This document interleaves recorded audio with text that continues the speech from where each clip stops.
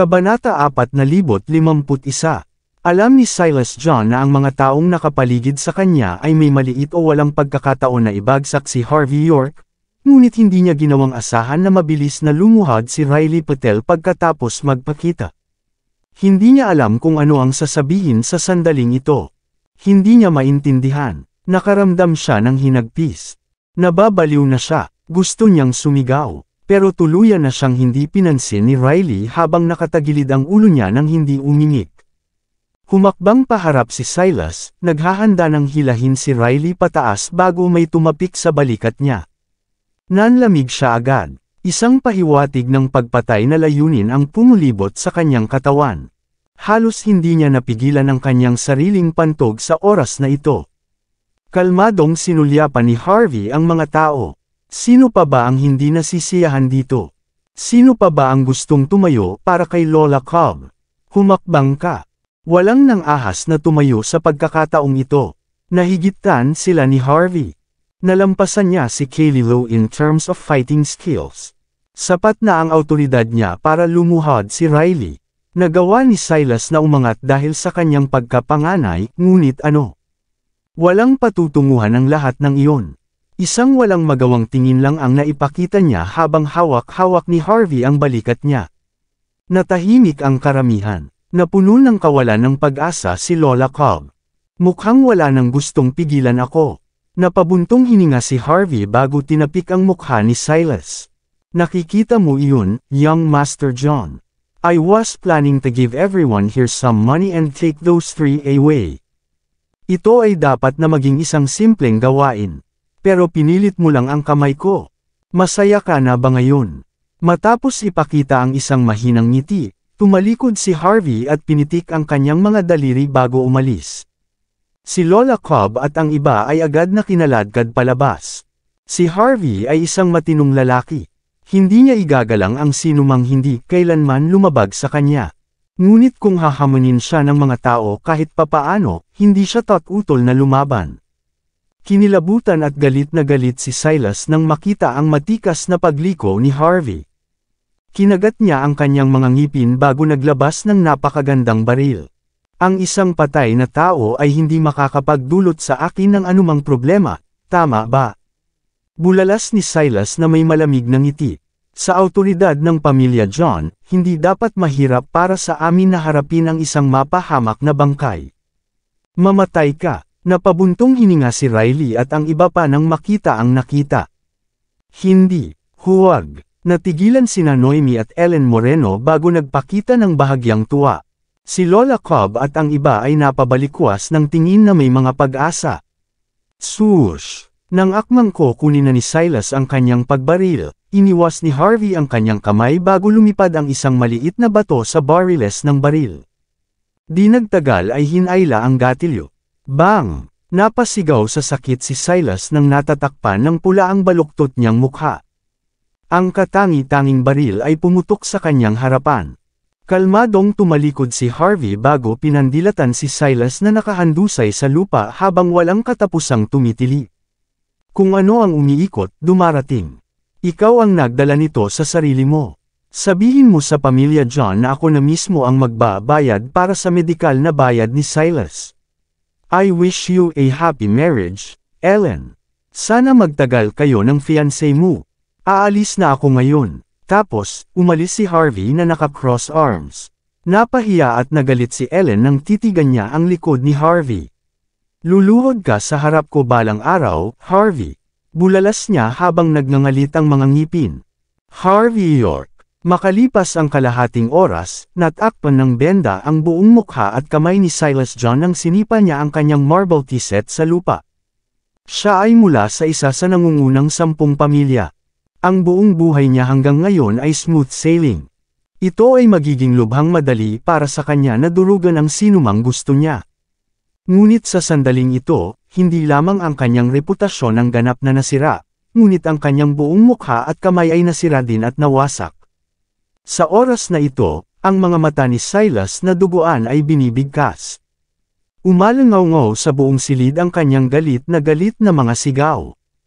Parang hindi siya titigil hanggat hindi nagiging putik si Harvey. Nanginginig ang kanyang mga pinagkakatiwalaang subordinate sa kanilang mga paa habang nakatayo sila sa sulok. Nais nilang aliwin si Silas, ngunit walang nang ahas na magbitaw ng kahit isang salita. Nakatayo sa labas ng silid, hindi nang ahas si Ellen Moreno na kumatok sa pinto para alagaan ang kanyang sinta bago tahimik na umalis. Alam niya na ang lahat ng galit ni Silas ay mapupunta sa kanya kung mapunta man siya sa linya ng paningin nito. Sa puntong ito, nagsisimula siyang mag-isip tungkol sa pagputol sa kanyang mga pagkalugi. Hindi niya kailangan ng lalaking walang kapangyarihan para durugan si Harvey. Dumi, bawat isa sa inyo, hindi lang sinuman sa inyo ang hindi napigilan ang bastard na iyon na magpakitang gilas sa aking lugar, ngunit ang aking mukha at braso ay sumabog dahil dito. Napakaganda ng pakikitungo ko sa inyo. At gayunpaman, wala sa inyo ang makakagawa ng anuman kapag kailangan ko kayo ng lubos. Ibinagsak ni Silas ang kanyang telepono sa lupa. Nakikita mo yun. Nagpadala ng text ang young master. Cancel na ang study tour. Alam mo ba ang ibig sabihin nito? Ibig sabihin, nagawa mong ipahiya ako at ang pamilya ko sa Hong Kong at Las Vegas. Ano ang maaari mong gawin upang maprotektahan ang aming mga bisita pagdating namin sa Amerika? Si Silas ay lubos na napaiya at nagalit. Sa isang banda, tuluyan na siyang napahiya dahil sa sitwasyon. Gusto ng pinakamatandang young master na malamang nawala ng tiwala sa kanya dahil dito. Sa kabilang banda, nasira din ang reputasyon ng pamilya John. Kung hindi niya maaayos ang problema, babagsak ang negosyo ng Oceanite Corporation. Mangyaring huminahon, young Master John. Nag-alinlangan si Kaylee Lowe nang makita niyang hinahampas ni Silas ang lahat ng nasa paligid niya, ngunit nagsalita pa rin ito sa huli. Hindi naman sa ayaw naming ibagsak si Harvey. Siya ay dumating na handa. Hindi rin natin basta-basta magagawa ang gusto natin sa Hong Kong at Las Vegas. Nahuli kami sa kawalan. Ito ay masyadong mapanganib para sa amin pa rin. Bukod sa mga eksperto na kasama ni Harvey doon, napaligiran din kami ng lubusan. Nagkaroon ng napakalaking cruise ship sa harap din namin. Sa madaling salita, malaki na ang kapangyarihan ni Harvey. Kung nabunot na natin ang ating mga trump card, marami tayong pagkalugi. Hindi namin iisipin na mamatay para sa iyong layunin. Ngunit kung gagamitin namin ang lahat sa iyong arsenal, paano ka dapat umangat sa kapangyarihan sa hinaharap? Paano namin pa panatiling ligtas ang iyong mga interes at posisyon? Si Kaylee ay lubos na kalmado sa kabila ng siya ay napilayan ng parehong tao. Walang halaga ang buhay ni Harvey kumpara sa iyo, young Master John. Maging ang buhay ng iyong mga lingkod ay higit na nagkakahalaga. Higit sa lahat, nalaman na natin siya. Alam naman natin na may dati siyang asawa at konting negosyo. Babayaran niya ito sooner or later. Sisiguraduhin namin yan. Sabay-sabay na tumanggo ang mga pinagkakatiwalaang subordinate ni Silas John matapos marinig ang mga salita ni Kaylee Lowe. Nagpakita ng malamig na ekspresyon si Silas nang magtanong siya. Sino ang lalaking iyon? Naglabas ng laptop si Kaylee. Ang kanyang pangalan ay Harvey York. He's a live-in son-in-law. Tahimik na sagot ni Kaylee. Ang kanyang asawa ay ang bagong pinuno ng ika-9 na bahay ng pamilya Jean, si Mandy Zimmer mismo. Pero ayon sa isang mapagkakatiwalaang source, nag-file na sila ng kanilang divorce papers. Bago pa man ihayag ni Kaylee ang iba pang pagkakakilanlan ni Harvey, agad siyang pinutol ni Silas. Sa tingin mo ba ako ay isang 3 taong gulang na bata? Malamig na bulalas ni Silas. You're telling me na sinamantala ako ng kung anong karumihan. Nakuha niya sina Queenie York at Elias Patel sa kanyang tabi. Nakuha niya si Riley Patel na lumuhad din sa harap niya. Sa tingin mo ba ang isang tulad nito ay maaaring maging isang mapahamak na manugang na lalaki? Karaniwang banayad at pino si Silas. Siya ay karaniwang nagpapakita ng kanyang saloobin ng isang top-rated young master, lalo na sa kanyang personal na bodyguard mula sa isang sagradong lugar ng pagsasanay ng martial arts. Ang sabi, ang ugali na iyon ay ganap na nawala sa oras na ito. Sa isang banda, hindi niya kinaya ang kahihiyan na kailangan niyang tiisin. Sa kabilang banda, hindi na expert si Kaylee dahil baldado na siya. Sa sandaling ito, magagawa ni Silas na huwag mag-abala na panatilihin ang harapan sa harap niya. Medyo magaling siyang ingatan. Bukod sa kanyang dating asawa, gumugol siya ng oras kasama si Yvonne Xavier, ang anak ng isa sa nangungunang 10 pamilya sa Mordo, para sa saglit. Habang nasa Hong Kong at Las Vegas siya, nakipag-hook up din siya kina Queenie York at Katy Cobb. Sa madaling salita, nakakuha siya ng maraming koneksyon at impluwensya sa pamamagitan ng pagkapit sa makapangyarihang mga kababaihang ito, sagot ni Kaylee habang binabasa ang mga dokumentong hawak niya. Sinabi dito na nagawa niyang makasama si Princess Shanna Wright mismo habang siya ay nasa Floatwell. Nakuha niya ang kanyang sarili ng isang magandang posisyon sa Longmen kasama ang kanyang pagkakakilanlan bilang isang kinatawan ng Martial Arts Alliance. Ligtas na sabihin na halos walang sinuman ang maaaring maging tulad niya na isang pinananatiling tao sa mundo. Nagngangalit si Kaylee nang mabasa niya ang lahat. Hindi naman kasi niya akalain na madurog siya ng ilang live-in-in-law. Isa pang bagay, may isa pang dahilan kung bakit siya patay na hinahamon ka. Sinubukan niyang ligawan si Miss Moreno habang nasa South Sea, ngunit nakita ng kanyang ina ang kanyang pagkakakilanlan. Dahil dito, ginamit niya si Katy para pilitin na palabasin ang mag-ina sa kanilang tahanan.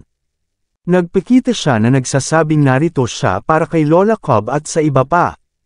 But according to my information, he must have knew you got together with his woman. Iyon ang dahilan kung bakit gusto niyang makipag-ayos ng mga score sa iyo. Napuno lang siya ng sama ng loob. Young Master John, dapat mong malaman na ang isang baliw na aso ay walang pakialam sa anumang bagay pagkatapos mawala ang buto. It's the right move para hindi mo siya kalabanan. Kung tutuusan, isa kang mahalagang figure. Walang kwenta ang pakikipaglaban sa walang kwentang karumihan na tulad niya. Isa lang siyang baliw na aso. Ang isang taong tulad niyan ay hindi katumbas ng oras mo. Medyo kumalma si Silas John matapos marinig ang mga salita ni Kaylee Lowe. Napahiya siya ng husto sa isang asong baliw kanina. Medyo nahirapan din siya dahil dito. Pero at the end of the day, napakalaki pa rin ang pagkakakilanlan niya sa kabila ng pagiging adopted child niya ng pamilya. Sa paghusga mula sa kanyang katayuan, tila isang hangal na makipaglaban sa isang ordinaryong baliw na tao. Buti na lang nagpasya siyang huminto habang kaya pa niya. Kung hindi, patay na siya, kasama ang taong kinalaban niya. Kaagad na tila mas kalmado si Silas matapos mapagtanto ang katotohanan iyon. Tumayo siya at naglakad patungo sa napakalaking bintana sa harapan niya bago tumingin sa abot tanaw. Wala akong pakialam kung nagseselos o galit ang bastard na ito. Pero gusto ko siyang patayin dahil sa pagkontra niya sa akin at hindi paggalang sa akin ng ganito. Paano ko makikita na ako ang young master kung buhay pa siya? Isang matamis na ngiti ang ipinakita ni Kaylee. Huwag kang mag-alala, young Master John. Nakontak ko na ang master ko. Tinatrato niya ako na parang sarili niyang anak. Nagalit siya matapos malaman na baldado ako. Sinabi niya sa aking senior na pumunta sa Golden Sands sa lalong madaling panahon. Yung senior mo, naningkit ang mga mata ni Silas. Ang maalamat na nangungunang disipulo ng Heaven's Gate, si Rocky Lowe mismo. Si Silas ay may kaunting pag-unawa sa Heaven's Gate. Pagkatapos ng lahat, mayroong isang sangay sa Golden Sands of the Sacred Martial Arts Training Ground. Ligtas na sabihin na ang Heaven's Gate ay isang mahalagang palatandaan doon. Ang kanilang awtoridad at kapangyarihan ay napakalaki rin na nakakakilabot. Ang mga dalubhasang martial artist mula sa Heaven's Gate ay pawang mahahalagang bisita ng mayayamang pamilya mula sa Golden Sands.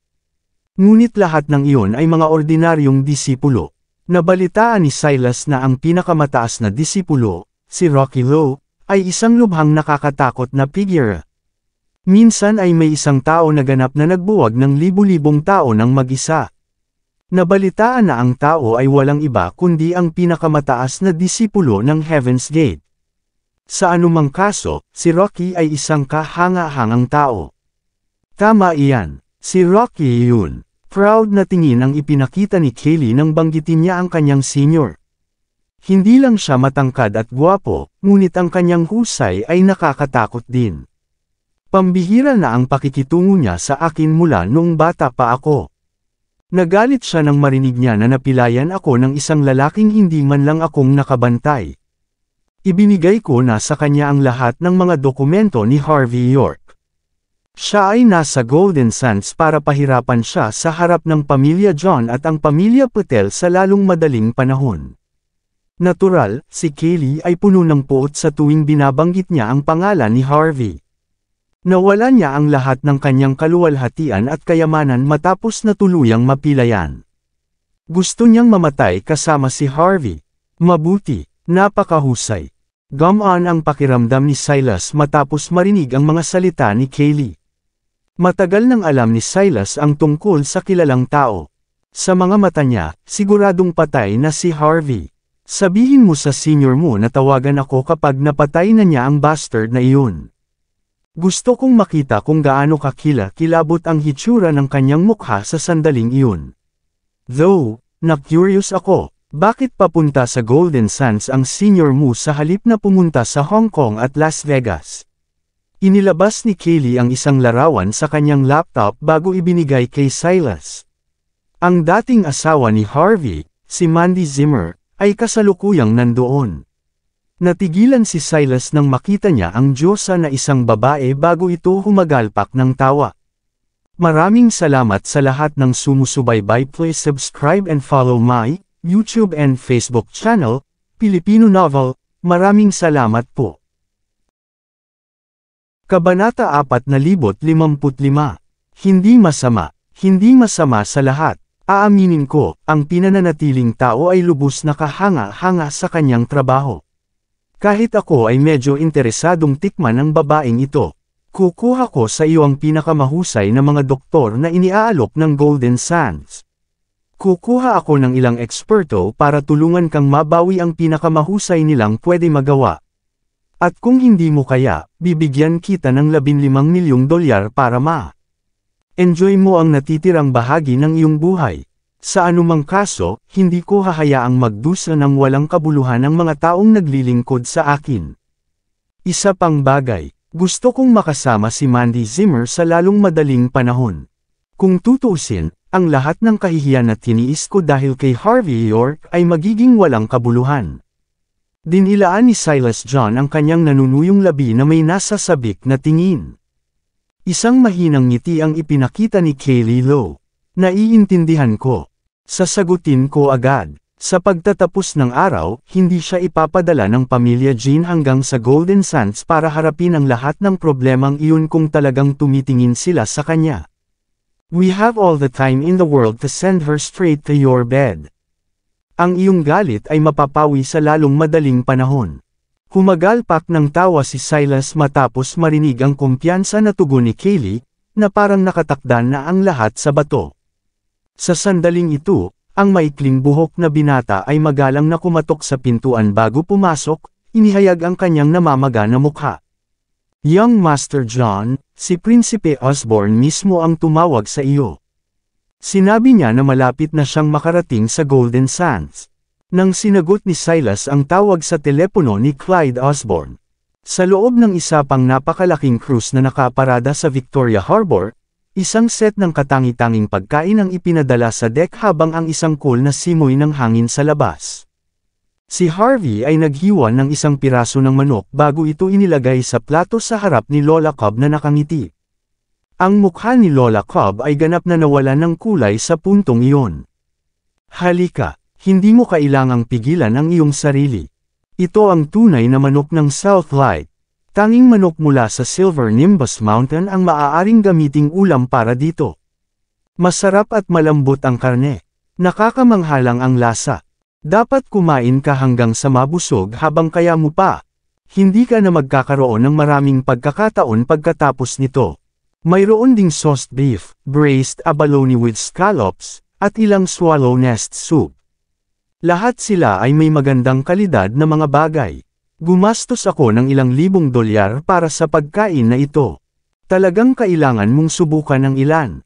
Tama na ang pagpapanggap, Harvey. Galit na bulalas ni Lola Cobb matapos salubungin ng ganoong hospitality. Lahat tayo ay may karanasang tao dito. Alam namin na laging tama ang nagwagi.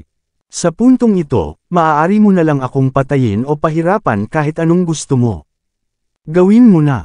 Alam ni Lola Cobb na siya ay patay na. Sa halip na humingi ng awa, matigas pa rin siya gaya ng dati. Nais niyang panatilihin ang huling bahagi ng kanyang dignidad. Pero kahit ganoon, pinagsisihan na niya ang bawat desisyon na ginawa niya. Kung alam niyang ganito talaga ang kakayahan ni Harvey, hindi niya ituturing na parang dumi si Cathy.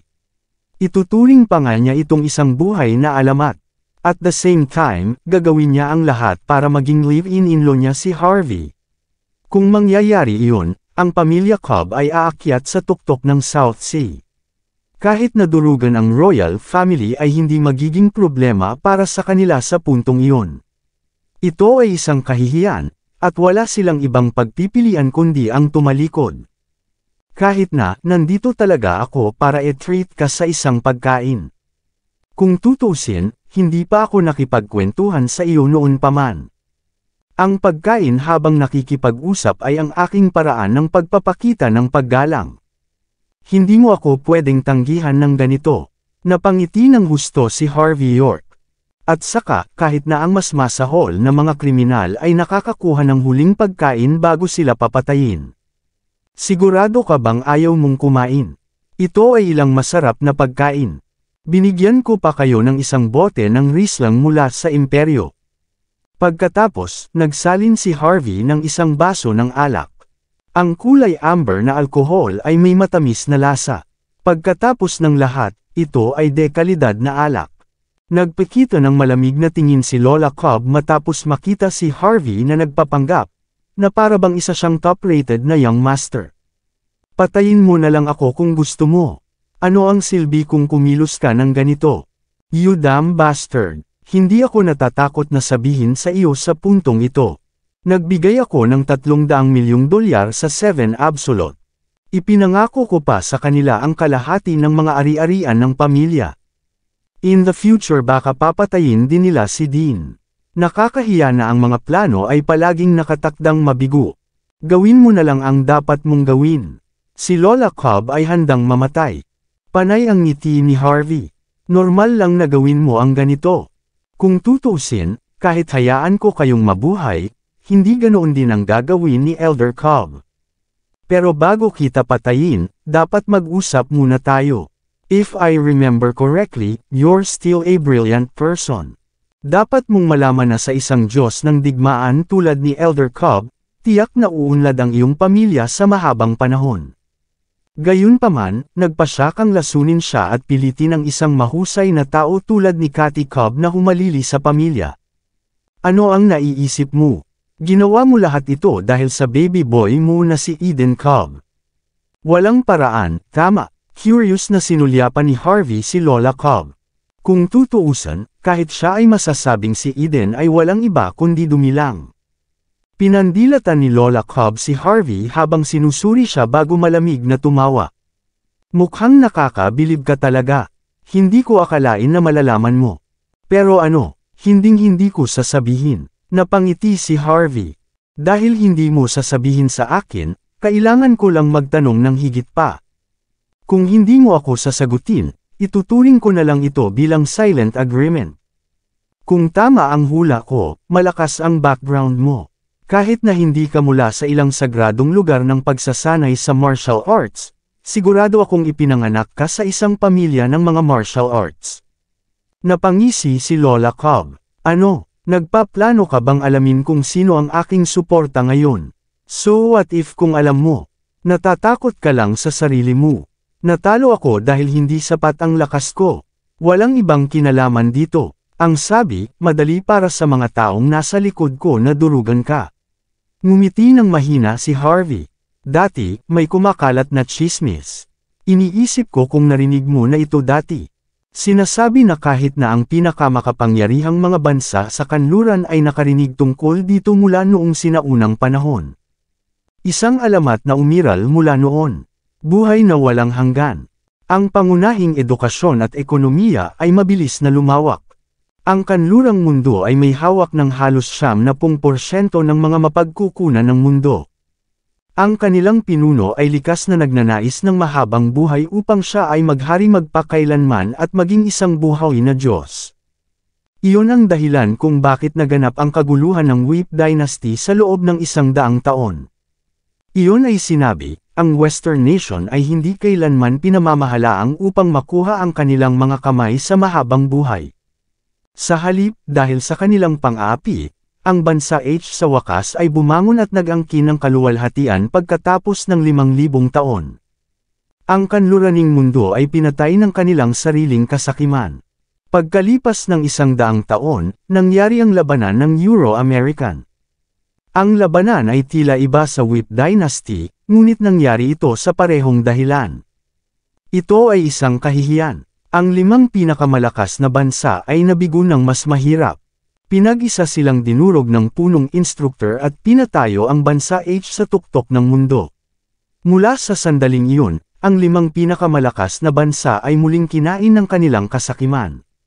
Ang sabi, ang mahabang buhay ay nabubuhay pa rin sa mga puso ng mga taong iyon. Hindi nila makuha sa kanilang mga kamay sa fair and square, kaya sinubukan nilang nakawin ito. Ang mga taga-island nation ay hindi isusuko ang kanilang ambisyon. Hindi rin basta. Basta ibibigay ng India ang kanilang pagmamataas. Hindi mo masasabi sa akin na ang buong sitwasyong ito ay walang kinalaman sa kanila ngayon, hindi ba? Naningkit ang mga mata ni Lola Cobb bago siya malamig na tumawa. Hindi ko maintindihan ang sinasabi mo ngayon, binata. Ganun ba? Ngumiti ng mahina si Harvey. Mabuti naman. Ibahin natin ang usapan. Narinig kong napilay si Elder Cobb dahil naghanap siya ng sinaunang libingan. Sa paghusga mula sa kanyang pagkakakilanlan bilang isang Diyos ng digmaan, dapat siyang makatuwirang kumpiyansa na makahanap ng isang bagay doon upang ang siyang tao na makapasok, tama ba? Tiyak na nakakuha siya ng impormasyon mula sa isang taong lubos niyang pinagkakatiwalaan. Ang mga Diyos ng digmaan ay hindi interesado sa kayamanan. 2 bagay lang ang magpapakilos sa kanya. Alinman sa paraan upang pag-isahin ang tao at kalikasan ay ipinahayag sa kanya, o ang daan patungo sa buhay na walang hanggan. Sa katotohanan, ang parehong mga pamamaraan ay konektado sa isa't isa. Sa madaling salita, pareho sila. Hinanap ni Elder Cobb ang sinaunang libingan para doon. Pumalakpak si Harvey sa kanyang mga kamay bago casual na humigop ng kanyang alak. Lola Cobb, hindi mo ba naisip na ang iyong pamilya ay medyo katulad ng isang organisasyon na umiral mula noong sinaunang panahon? Naging madilim ang ekspresyon ni Lola Cobb nang hindi umimik. Nakakahiya na nabigo si Elder Cobb sa operasyon noon. Wala siyang sinabi kahit isang bagay tungkol dito pagkatapos bumalik.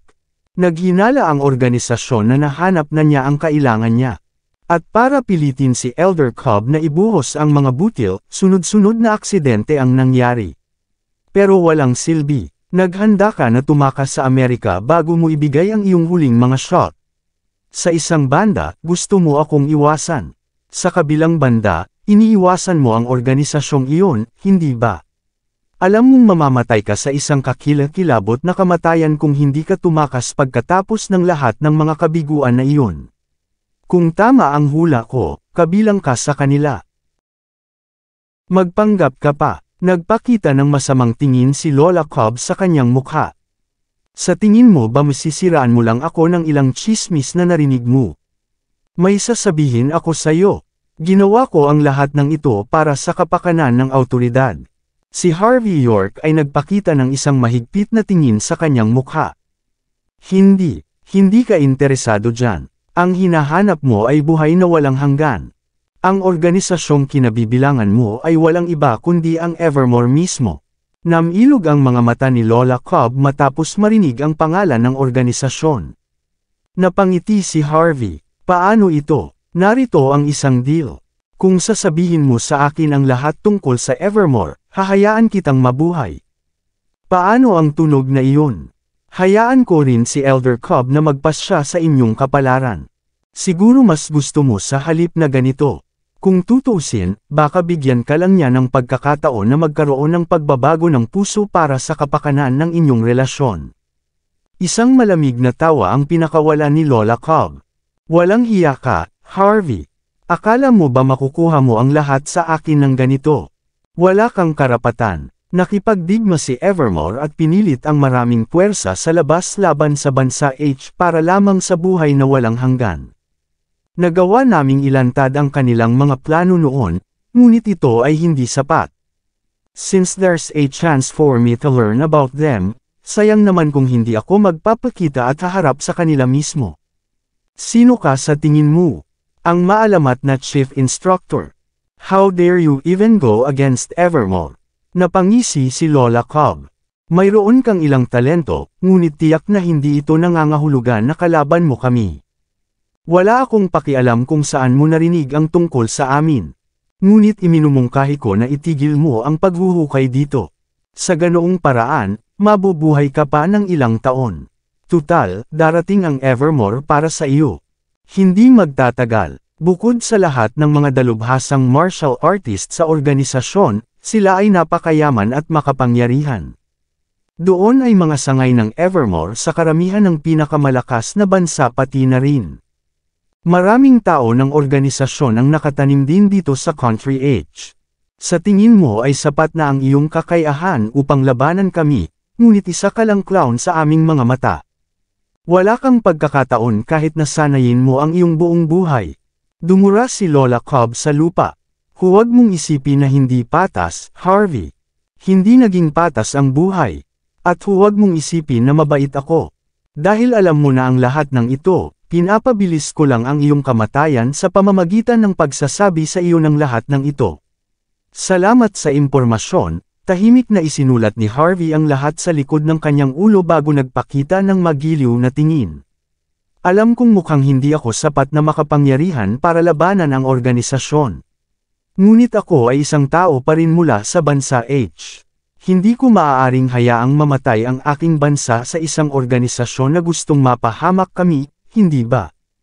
Kahit na tila imposible sa iyo, hahanapin ko pa rin ang bawat miyembro ng Evermore sa loob ng aking mga hangganan ng bansa.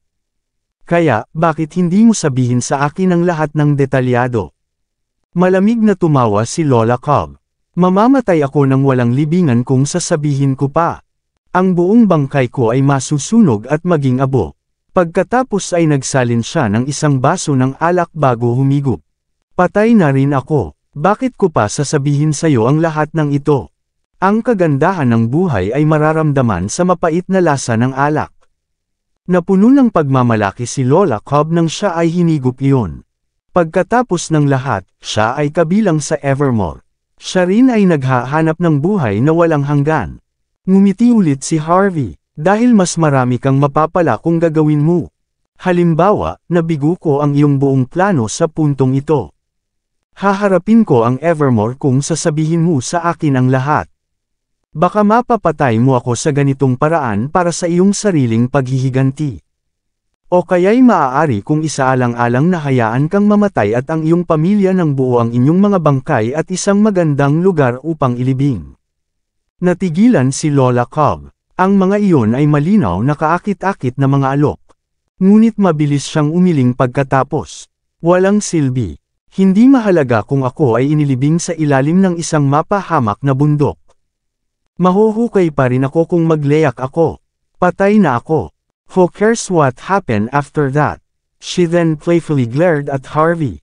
Kung gayon, una, pag-usapan natin ang tungkol sa buhay. Bahagyang ngumiti si Harvey, parang alam na alam niya ang sasabihin ni Lola Cobb. Gawin mong alam kung bakit tayo lang ang kumakain ngayon. Si Eden at Valerie Cobb ay wala dito. Napansin mo ba yun? Sa tingin ko, kailangan kitang bigyan ng pag-iisip. Inilabas ni Harvey ang kanyang telepono bago ipinakita ang isang mapa na may kumukutitap na pulang tuldok. Isang oras na ang nakalipas, inutusan ko ang aking mga tauhan na dalhin sina Eden at Valerie sa karagatan na may 3 araw na halaga ng rasyon. Kung makikipagtulungan ka, bibigyan ko sila ng pagkakataong lumaban para sa kanilang buhay. Ngunit kung hindi mo gagawin, ginagarantiya ko na mahahanap natin sila muli sa kalahating oras. Madaling lagyan ng butas ang kanilang mga bangka, hindi ba? Agad na nagbago ang ekspresyon ni Lola Cobb. Maaari ka bang magkaroon ng kaunting tikas? Bulalas niya. Natatakot ako na ang isang masamang babae na tulad mo ay walang masasabi sa ngayon, hindi ba? Napangiti si Harvey. Matanda ka na ngayon. Hindi mo nais na mamatay, ngunit mayroon kang makatarungang bahagi ng kaluwalhatian at kayamanan sa puntong ito. Si Eden at Valerie ang mga baby mo. Hindi mo ba naisip na ito ay isang kahihiyan kung sila ay namatay? Nagpapalit ka ng impormasyon na hindi mo kailangang dalhin sa iyong libingan para sa kanilang buhay. Sa tingin mo hindi sulit ang palitan. Galit na iniba ni Lola Cobb ang kanyang ekspresyon bago nagngangalit ang kanyang mga ngipin. Kahit na, pinsan pa rin sila ni Kathy Cobb at may dugo ni Dean Cobb. Ano ang sasabihin mo sa kanya kung papatayin mo silang dalawa? Mula sa pagkuha mo ng mga mamamatay tao laban sa amin, kayong tatlo ay wala ng kinalaman kay Kathy at Elder Cobb. Kabanata 4,060. Sapat na ang pagpalo sa paligid ng mga apoy. Bigyan mo ako ng impormasyon tungkol sa Evermore. Bibigyan ko sila ng pagkakataon kung gagawin mo. Kung hindi, ipapakain ko silang dalawa sa mga isda. Hindi na mapakali si Harvey na huminto pa. Nasabi na niya lahat ng kailangan niya. Agad na nagdilim ang mukha ni Lola Cobb. Akala mo ba marami akong alam dahil lang sa kasali ako sa kanila? At the end of the day, outsider lang ako. Hindi ko malalaman ang marami. Sinabi ko na sa iyo ang lahat. Napangiti si Harvey habang kumukuha ng isang pirasong sauced beef. Maniniwala ako na kung ibang tao ka. Pero ikaw mismo si Lola Cobb. Paano mo nagawang mahikayat si Elder Cobb na maghanap ng ilang sinaunang libingan ng walang sapat na impormasyon? Ikaw ay isang mapagkalkula na tao, sigurado ako. Kung wala ang iyong posisyon, bakit mo patuloy na susubukan na pumatay ng isang God of War sa unang lugar? Sa madaling salita, hindi mo magagawa ang lahat para sa Evermore kung hindi nila binibigyan ka ng kanilang buong suporta. Napangiti si Harvey. Ang kanyang pag-unawa sa Evermore ay medyo limitado. Karamihan sa kanyang mga haka-haka ay mga piraso at piraso lamang na nakalap mula sa mga usap-usapan. Sabi nga, sigurado siyang may malalim na koneksyon si Lola Cobb sa organisasyon. Hindi eksaktong itinanggi ni Lola Cobb ang katotohanan. Iyon ang dahilan kung bakit handa si Harvey na hukayin ang lahat mula sa kanya. Agad siyang natahimik matapos marinig ang sinabi ni Harvey. Nakangiti si Harvey sabay palakpak ng mga kamay. Narito ang isang misyon para sa iyo, Trey. Butasan mo yang bangka. Maaari kang bumalik sa iyong bansa kapag tapos ka na. Pagkatapos, tumalikod si Trey Bierstadt pagkatapos marinig ang mga salitang iyon. Napatingin si Harvey kay Lola Cobb. May oras ka pa. Pag-isipang mabuti ito. Si Eden at Valerie Cobb ay maaaring magkaroon ng pagkakataon na mabuhay at maghayganti para sa iyo. Ngunit kung patuloy kang magbubuga ng kalokohan, maaaring wala na silang pagkakataon. Buntong hininga. Isang malaking buntong hininga ang pinakawalan ni Lola Cobb matapos marinig ang mga salita ni Harvey. Tumingin siya sa malayo sa abot tanaw ng matagal bago tuluyang nagsalita. Sa totoo lang wala akong masyadong alam. Pero isa lang ang masasabi ko sa iyo. Nasa Golden Sands ang handler ko. Siya ang young master ng pamilya John, si Blaine John mismo. Lumiit ang mga pilak mata ni Harvey. Ang kahalili ng pamilya John ay may relasyon kay Evermore. Matapos marinig ang tungkol sa balita, sinabihan ni Harvey si Trey na pabulaykan si Lola Cobb sa Blackburn City bago siya lumiko sa paligid at umalis. Naniniwala siyang malalaman ng kanyang mga tao doon kung ano ang gagawin sa kanya. Pagkababa ng cruise ship, naghanap si Harvey ng isang beachfront restaurant. Sinabihan niya si Julian York na isama si Queenie York para makahabol sila. Nagkwentuhan ang grupo ng mga tao hanggang dapit hapon bago sila umalis lahat. Nais din ni Harvey na makita si Marcel York at ang kanyang asawa. Pero nalaman niya kamakailan na bumaba na sila sa kanilang mga posisyon. Matapos ibigay kay Queenie ang lahat ng kanilang awtoridad, nagbakasyon sila sa Northern Europe. Napakasaya ng buhay. Sa pagkakataong iyon, Isang text lang ang naipadala ni Harvey na pagbati.